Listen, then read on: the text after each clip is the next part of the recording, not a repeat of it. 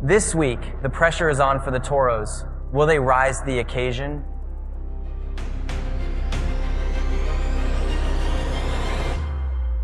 Or fall?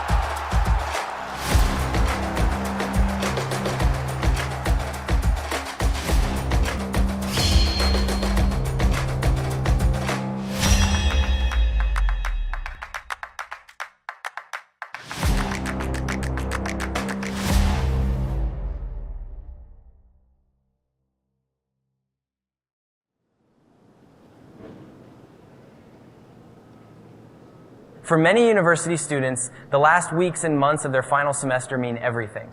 It's their last chance to make memories with their fellow classmates.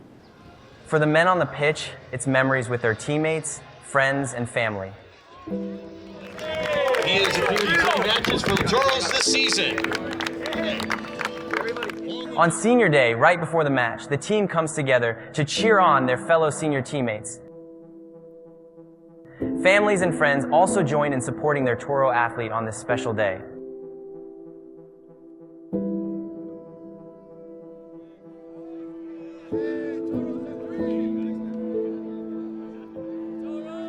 Smiles and hugs are exchanged.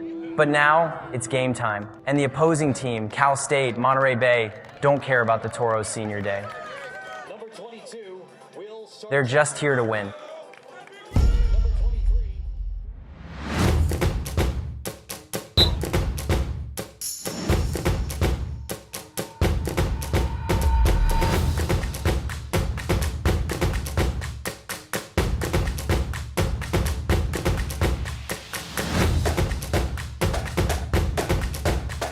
The first half of the match was a tug of war as neither team managed to score a goal.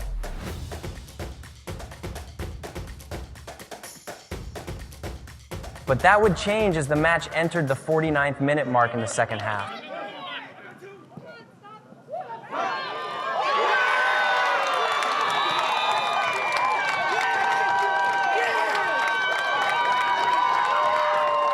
Up 1-0, Monterey Bay had the upper hand. However, that was quickly short-lived as the Toros were awarded a penalty kick 3 minutes later, and it was none other than Diego Barahona who was given the opportunity to score.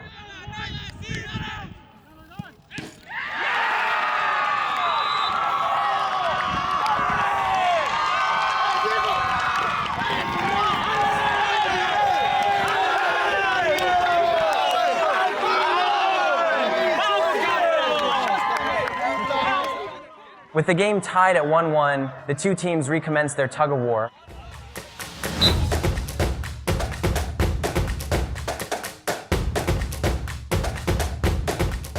Entering the 76th minute, the Toros were awarded a free kick, and once again it was Diego Barahona who was given the opportunity to score.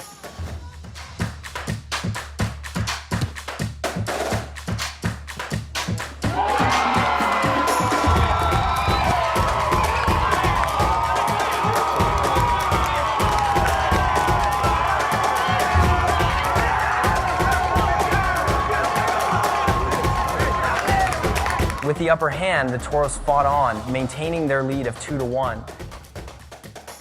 Despite Monterey Bay's efforts, the Toros held them off, winning the match.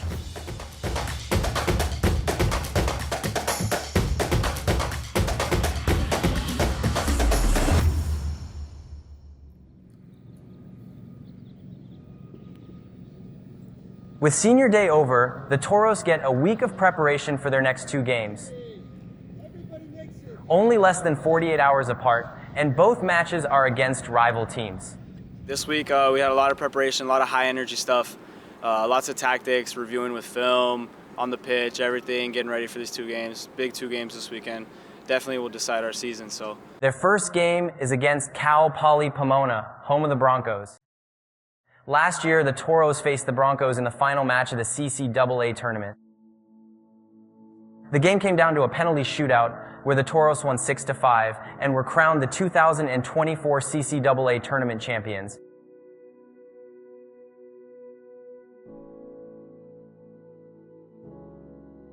This match, however, isn't just a game against a rival team. For Rocco Bond and Matar Moskowitz, it's a game against former teammates as both men transferred from Pomona this year. Coming from Cal Poly, this game means to me a little bit more because I just really want to beat them.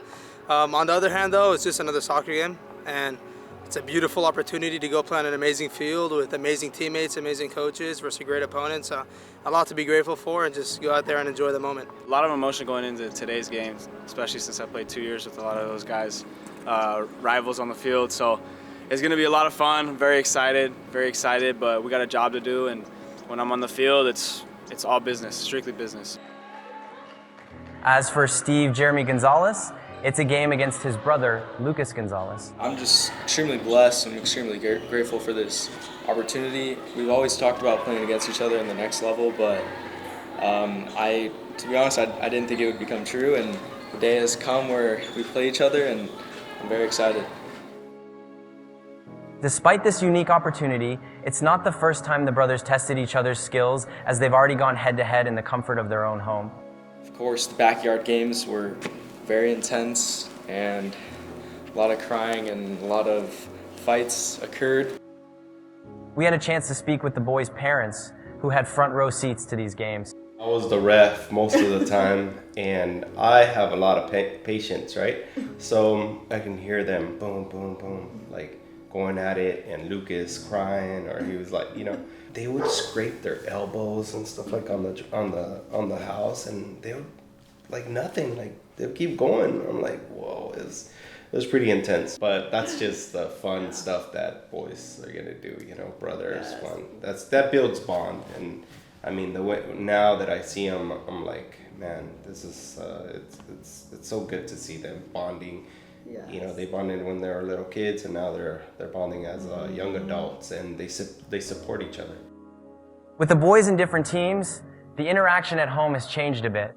Before we would talk about the game, like leading up to the game, and their strategies or like practices and their preparation.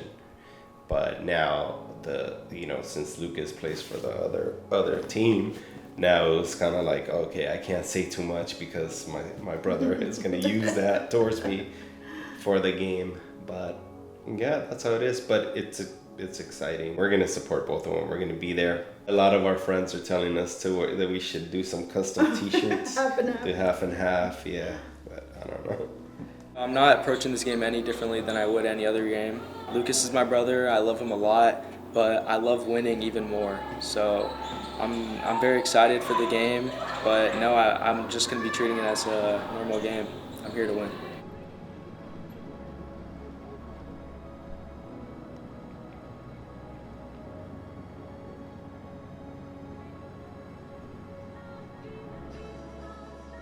As the Toros prepared themselves to face Cal Poly Pomona, Jeremy had a chance to greet his brother Lucas. But it was here that we learned that Lucas was not going to be playing this match. Nonetheless, this matchup was still a rivalry. And it only took 7 minutes for the scoreboard to change.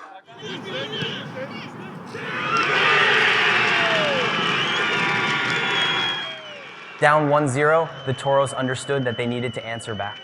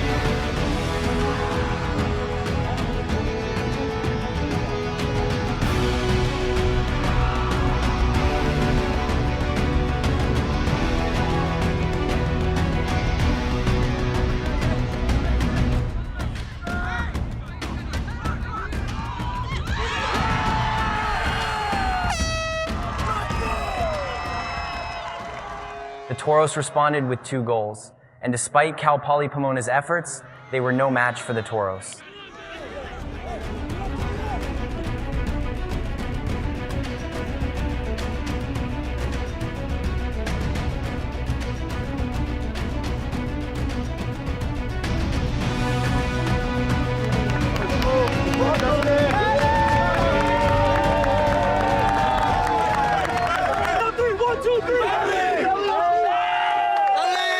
Despite not facing his brother today, Steve Jeremy Gonzalez still received his brother's support, along with his family who were also in attendance.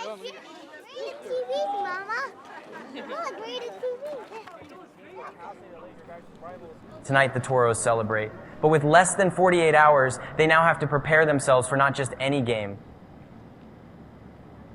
Every team in every sport has a rival that they always look forward to clashing with, making things a little more personal. Lakers versus Celtics. The Lakers repeat back-to-back titles. Yankees versus Red Sox. On the run, and now fisticuffs. Real Madrid versus Barcelona. Now Kovacic is taking one for the team. Rival matches are no stranger in the sports world. For the Toros, it's Cal State Los Angeles, home of the Golden Eagles. Last year, the Toros eliminated the Eagles in the semifinals of the CCAA tournament, 1-0. However, with the 2 teams faced off in the second round of the NCAA tournament, the Eagles dominated the Toros 4-1.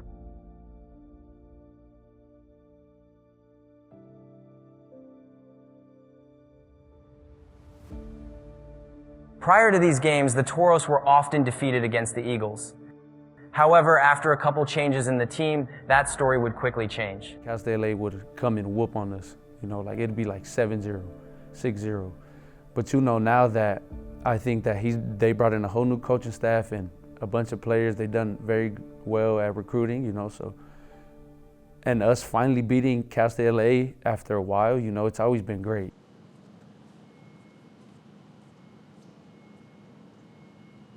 The day has arrived. The Toros are riding into enemy territory.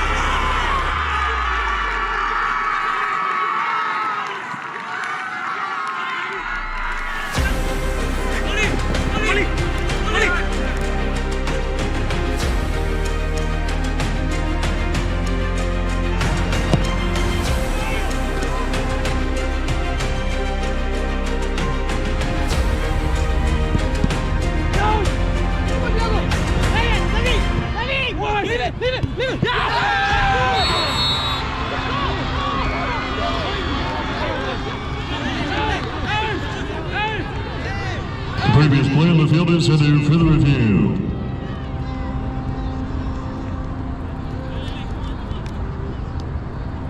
After further review, the call on the field is reversed and throws been awarded to Cal State Domingues Hills.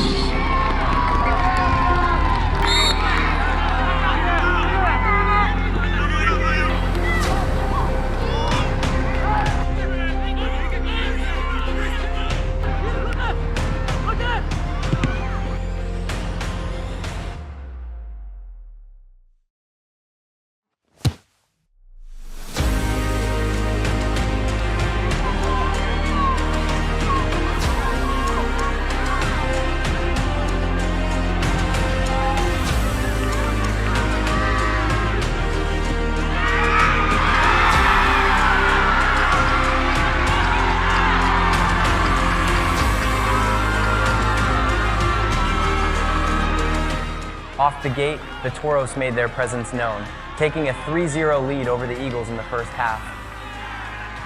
Coming to enemy field, it felt more like a home game than an away game. But as they entered halftime, the Toros lost a man in their back line.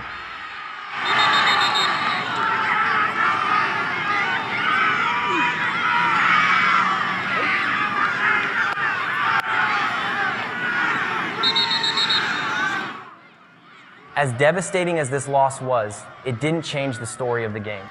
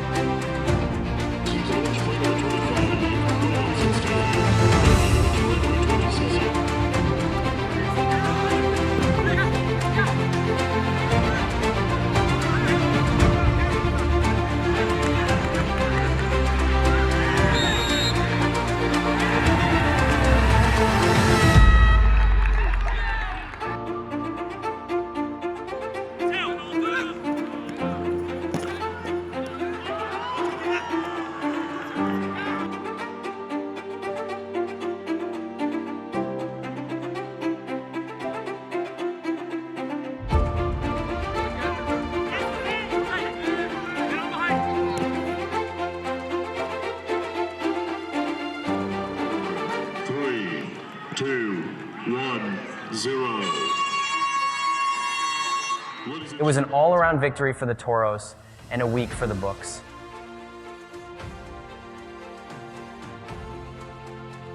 It wasn't 1, it wasn't 2, but it was 3! This game against the Eagles, however, was the biggest. The sibling that once dominated the other was now being dominated themselves. And the smiles on the gentleman says it all.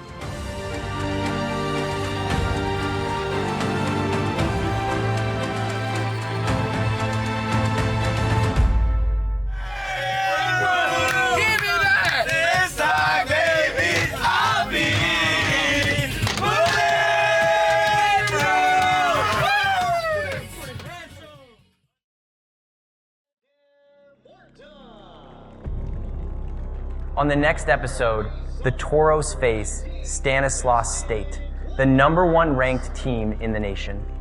Will the Toros' success carry on, or will Stanislaus bring it to an end?